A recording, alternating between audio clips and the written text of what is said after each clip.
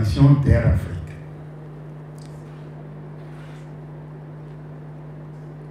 La crise a commencé vers 1990. Il y a eu une crise économique d'abord.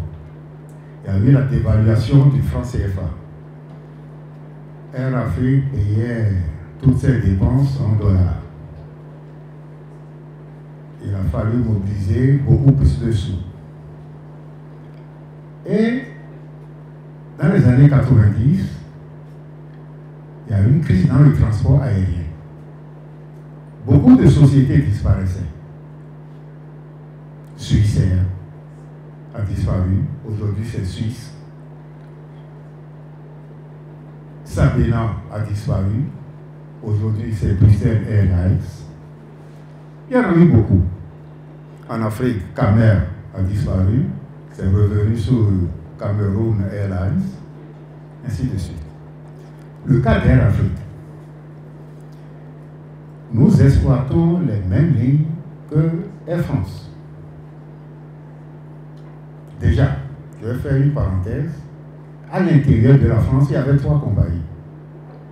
Il y avait UTA et une compagnie interne, Air Inter, voilà, c'était Air Inter et Air France. Et la France, pour résoudre son problème, a fait absorber par Air France les 2 petites compagnies, UTA et Air Inter. Malgré ça, ça ne marchait pas. Air France était en déficit. Ils ont analysé, il fallait aussi avaler Air Afrique. Le problème, c'était là. Alors, avec la complicité de nos chefs d'État, ils nous ont envoyé un plan. Yves Roland Picard. La première chose que ce monsieur a fait, les avions que Air Afrique a payés, qu'on a soldés et qui marchaient très bien, surtout le DC-10, il les a vendus. Et nous a fait prendre de nouveaux avions. Airbus A310. Airbus A310, 180 passagers. Le DC-10 faisait 320. Et avec un apport de fret énorme, le DC-10.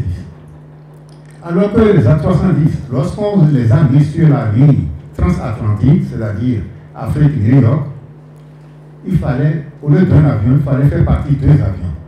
Un avion pour les passagers et un avion pour les bagages. Alors, les frais sont multipliés par 2. Les frais d'aéroport, le carburant, le personnel technique, le personnel navigant. Et c'était fait exprès. Il fallait faire couler Air Afrique pour que Air France puisse vivre.